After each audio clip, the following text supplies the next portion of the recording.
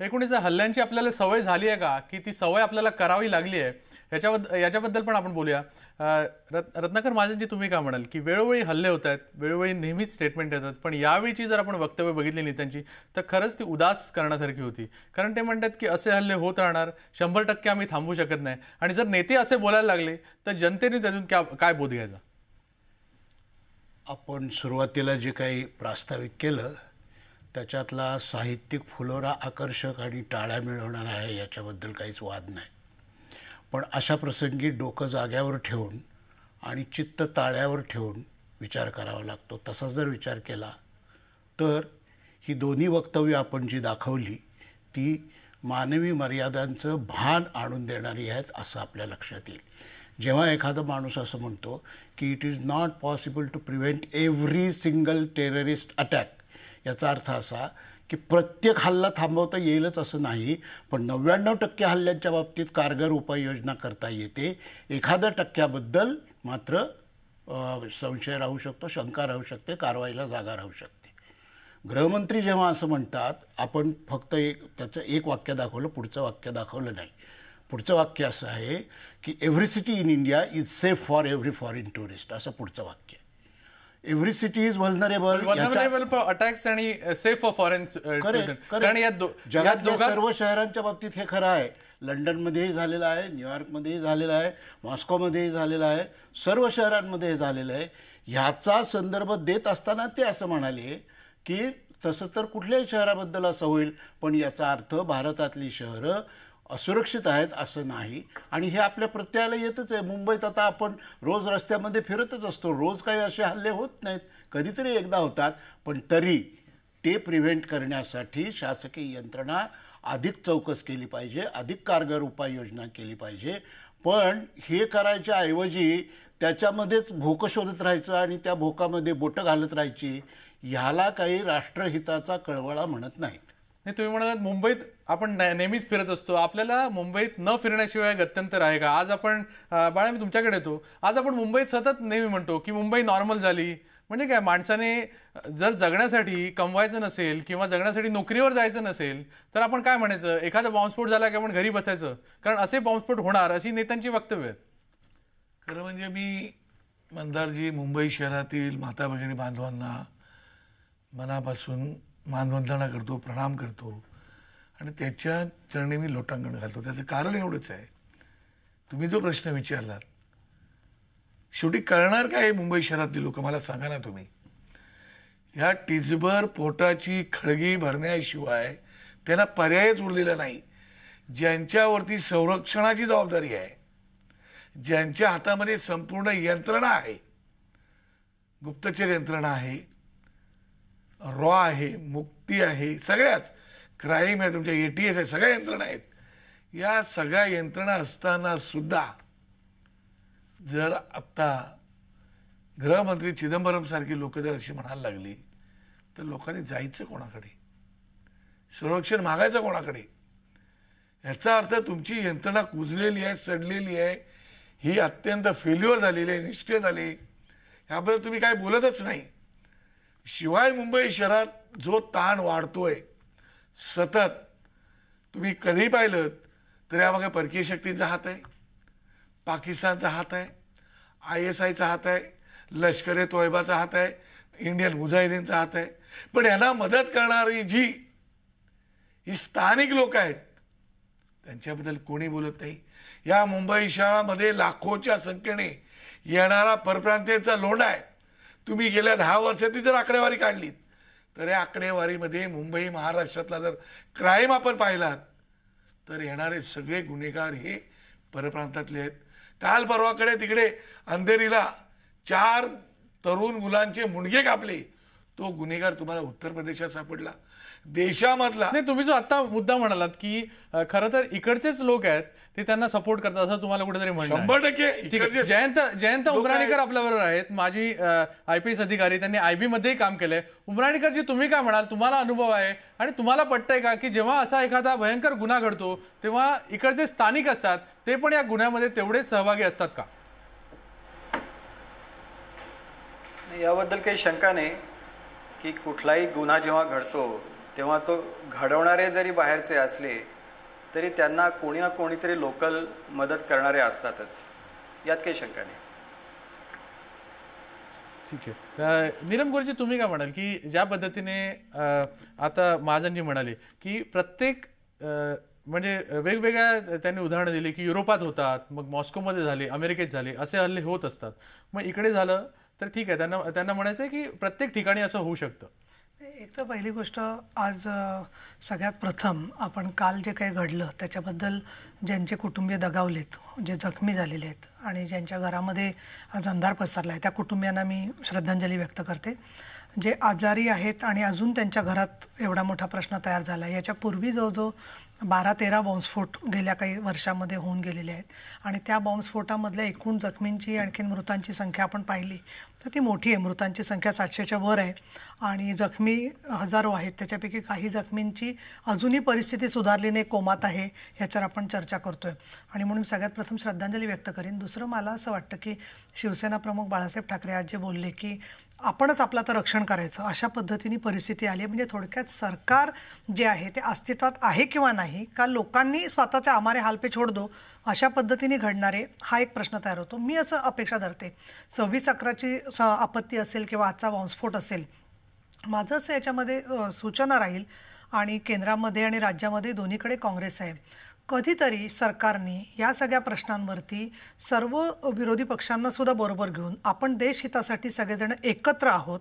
आणि मग मला प्रश्न हा पहिला उपस्थित करायचा आहे की 26/11च्या वेळेला राज्य सरकारने स्वतःच्या अखत्यारीमधली रामप्रधान समिती नेमली. खरं सांगायचं तर राष्ट्रीय स्तरावरचा तो हल्ला असल्यामुळे राष्ट्रीय स्तरावरती पार्लमेंटने या संदर्भामध्ये केंद्र आणि राज्य याच्यामध्ये कुठे कुठे सुरक्षेच्या कमी झाल्या आणि त्याची कमतरता भरून काढण्याचं काम राज्याबरोबर केंद्राने काय करायला पाहिजे याच्यावर सुब्रमण्यम बोलले असते. जर्मन बेकरी बॉम्बस्फोट आणि या संदर्भामध्ये काय त्यांनी केलं, सर्व गोष्टी कॉन्फिडेन्शियल काही असतात, सांगू शकत नाही वगैरे, हे जरी समजून घेतलं तरी सुद्धा पार्लमेंटमध्ये चर्चा झाल्यानंतर अशा पद्धतीने एखादी न्यायालयीन चौकशी करून आपण त्याच्यापुरती ॲक्शन प्लॅन घेऊन अशी कुठलीच अंमलबजावणी करत नाही आहोत. आणि मग काय होतंय, काँग्रेसच्या प्रवक्त्यांनी येऊन सांगायचं की एक वाक्य बोलले पुढचे वाक्य बोललं नाही. मला अक्षरशः म्हणजे खरं लहान मुलांची कुचेष्टा सुद्धा लहान मुलं सुद्धा सहन करणार नाहीत, अशा पद्धतीची ही सगळी राहुल गांधी आणखी सुब्रमण्यम यांची एक एक वाक्य ऐकतात. मुनाफ हकीमजी, तुम्ही काय म्हणाल की तुमच्याच पार्टीचे गृहमंत्री आहेत, त्यांच्या कारकिर्दीतले जर बॉम्बब्लास्ट आपण बघितले तर सर्वात भयानक आणि विदारक आहेत, असं असतानाही एकूणच ज्या पद्धतीने काँग्रेस किंवा राष्ट्रवादी मधलं जे समन्वय आहे तो एके ठिकाणी जागेवर आहे का, आणि खरंच सरकार याच्याबद्दल नक्की काय करतंय? कारण फक्त जर असं म्हणत राहिलं की पोलिसांची चूक आहे, इंटेलिजन्स होतं पण आम्ही काम नाही केलं, तर लोकांनी नक्की काय करायचं या बाबतीत? नाही, या संपूर्ण विषयामध्ये आपण एक लक्षात घेतलं पाहिजे की हे जे काही घडलेलं आहे ते दुर्दैवी आहे. याच्यामध्ये जे मृत्युमुखी पडलेले आहेत आणि जे जखमी आहेत त्याच्या व्यतिरिक्त संपूर्ण मुंबई शहरातल्या जनतेला जो विश्वास देण्याची गरज आहे, आज आपण राजकारण करतो आहे इतक्या गंभीर विषयामध्येही आणि एक दुसऱ्याच्या पक्षावर हल्ला करण्याची कुठलीही संधी आपण सोडत नाही, हे योग्य नाही. माझं एवढंच म्हणणं आहे की काँग्रेस आणि राष्ट्रवादी काँग्रेस पक्षामधली हे मतभेद हे कुठून कुणाला दिसतात ते मला लक्षात आलं नाही. आज जी घटना घडलेली आहे त्या घटना घडल्याबरोबर ताबडतोब त्या सगळ्या विषयावर ते संपूर्ण विषय हाताळण्यासाठी पक्षाने व विशेषतः गृहमंत्र्यांनी ती दखल घेतलेली आहे आणि त्याच्यावर कारवाई केलेली आहे. कुठंही समन्वयाचा अभाव या प्रकरणामध्ये दिसत नाही आणि लोकांना मदत करण्याच्या दृष्टिकोनातून जे काही करता येईल ते शासन असं आहे की वेळोवेळी जर जे हल्ले होत आहेत तर हे थांबवण्यासाठी नक्की तुमचं सरकार काय करतंय? कारण ज्या पद्धतीचा विश्वास आज लोकांना द्यायला पाहिजे तो झालेला दिसत नाही. मी हे याच्यावरून बोलतोय की कारण ज्या पद्धतीने आम्हाला जे मेसेज येत आहेत, जे फेसबुकवरून मेसेज येत आहेत, त्याच्यावरून असं वाटतंय की लोकांना असं वाटत राहिलंय की आता हे रोज होत राहणार आणि आपण हे रोज भोगत राहायचं. नाही, असं हे काही आपल्याकडे जे संदेश येत असतील, लोक आपल्याला फेसबुकवर ज्या काही गोष्टी लिहितात त्या सगळ्या गोष्टी लक्षात घेऊनच शासन या सगळ्या प्रकरणाची गंभीर दखल घेत आहे आणि आपण म्हणता की हे याच्यापूर्वी जे काही घडलेलं आहे, अनेक वेळेला बॉम्बस्फोट झालेले आहेत, हे काही कुठलंही पक्ष, कोणताही पक्ष सत्तेवर असताना ह्या गोष्टी जर घडत असल्या तर त्या सर्व गोष्टी लक्षात घेऊन तो काही विरोधी पक्षांनी राजकारण करावं. आता हे शिवसेना आणि भारतीय जनता पक्ष केंद्र आणि राज्यामध्ये सत्तेवर होते, त्या काळामध्ये ज्या घटना घडल्या म्हणजे त्या पक्षांनी केल्या अशा नसतात, परंतु त्या काळामध्ये जी दखल घेऊन त्याच्यावर कारवाई करण्याची आवश्यकता आहे ती मला वाटतं की निश्चितच काँग्रेस आणि राष्ट्रवादी काँग्रेस पक्षाचे जे नेते आहेत, मुख्यमंत्री आणि उपमुख्यमंत्री आणि गृहमंत्री यांनी दखल घेतलेली आहे आणि ते प्रत्यक्षात दखल घेणं वेगळं आणि जबाबदारी घेणं वेगळं. कारण दखल तर घ्यायलाच पाहिजे, कारण एवढा मोठा बॉम्बला झाल्यावर जर दखल घेतली नाही तर मग काय असा प्रश्न आहे. देवेंद्र फडणवीस फरक काय, जबाबदारी घेतली म्हणूनच त्याच्यावर संपूर्ण रात्रंदिवस मेहनत करतायत, त्या ठिकाणी जात आहेत, त्या ठिकाणी घडलेल्या सगळ्या प्रकरणामध्ये लक्ष देतात. याच्यापूर्वीही जे मुंबई शहरामध्ये जे घडलेलं आहे त्या मुंबई शहराची काळजी फक्त काही 2 ठेकेदारांनी घेतली असं नाही आहे, शासनाची जबाबदारी आहे आणि शासन त्या बाबतीत गंभीर आहे हे या संपूर्ण प्रकरणामध्ये दिसत आहे. देवेंद्र फडणवीसजी, तुम्ही काय म्हणाल की ज्या पद्धतीने वेळोवेळी शासन म्हणतंय की आम्ही जबाबदारी घेतलेली आहे, आम्ही जबाबदारी घेतलेली आहे, नक्की याचा अर्थ तुम्हाला काय कळतोय? नाही, आज अडवाणीजींनी एक वाक्य म्हटलं, ते असं म्हणाले की हे इंटेलिजन्स फेलियर नाही आहे, हे पॉलिसी फेलियर आहे. या वाक्यामध्ये सगळ्या गोष्टी आल्या. मगाशी महाजनजी म्हणाले भोग शोधायचं, अख्खे खड्डे पडले आहेत. मी आपल्याला एकच गोष्ट विचारतो, 2001 साली 9/11चा बॉम्बस्फोट झाल्यानंतर किंवा अमेरिकेवर हल्ला झाल्यानंतर त्यांनी सांगितलं आम्ही अमेरिकेवर पुन्हा हल्ला होऊ देणार नाही. नुसतं भाषण नाही केलं, त्या संदर्भात त्यांनी तयारी केली. 26/11च्या हल्ल्यानंतर प्रधान समितीचा रिपोर्ट आला, त्या रिपोर्टवर विरोधकांना चर्चा करू नका सांगितलं. आम्ही म्हटलं ठीक आहे, देशहितात चर्चा करायची नाही, समिती तयार केली. त्या समितीची आजपर्यंत एकही बैठक या सरकारने बोलवली नाही. मी 5 पत्र दिली आहेत, स्वतः आमच्या विरोधी पक्ष नेत्यांनी पत्र दिली आहेत. एवढी आपली गंभीरता आहे. त्याहीपेक्षा महत्वाचं, जाऊ दे, आम्हाला कळत नसेल, आमचं काम नसेल, सरकारला स्वतःच्या भरोश्यावर सगळं करायचं असेल. माझा सवाल हा आहे की या प्रधान समितीच्या रिपोर्टच्या नंतर ज्या काही सुधारणा करायच्या होत्या, आम्ही बुलेट प्रूफ जॅकेट घेऊ शकलो का? आज 2.25 वर्ष झाले, 2000 बुलेट प्रूफ जॅकेट अजूनही आमचे आले नाहीत. 125 जॅकेट जे सीआरपीएफने दिले त्याच्या व्यतिरिक्त जॅकेट्स आलेले नाहीत. कोस्टल सुरक्षा आम्हाला करायची होती, 29 बोटी घ्यायच्या होत्या, 8 बोटी केवळ आम्ही घेऊ शकलो. इंटेलिजंट सर्व्हिलन्स सिस्टीम्स आम्हाला बसवायच्या होत्या, 2.25 वर्ष झाले आम्ही त्या सर्व्हिलन्स सिस्टीम्स बसवू शकलो नाही. प्रधान समितीने सांगितलं होतं की ज्या तुमच्या स्टँडर्ड ऑपरेटिंग प्रॅक्टिसेस आहेत, एसओपीज आहेत, या एसओपीज कालबाह्य झाल्या आहेत, किंबहुना नव्या हल्ल्याच्या परिप्रेक्ष्यामध्ये नवीन एसओपीज तयार करा. नवीन एसओपीज तयार करू शकलो का? अजून करू शकलो नाही. आपण त्यावेळेस लक्षात आलं की इंटेलिजन्स शेअरिंगमध्ये प्रॉब्लेम आहे, त्यामुळे इंटेलिजन्स शेअरिंग हे नोडल एजन्सीने केलं पाहिजे. नोडल एजन्सी एसआयडीला आपण नेमलं आणि मंत्रालयातनं डायरेक्ट त्यांच्याकडे ते पोचलं पाहिजे, अशा प्रकारची त्यावेळेस आपण करू असं सांगितलं. यातलं कुठलंही आपण करू शकलो नाही. आजही इंटेलिजन्स शेअरिंगच्या संदर्भात केंद्र, राज्य, मुंबई पोलीस आणि मंत्रालय यांच्यात तोच घोळ चाललेला आहे.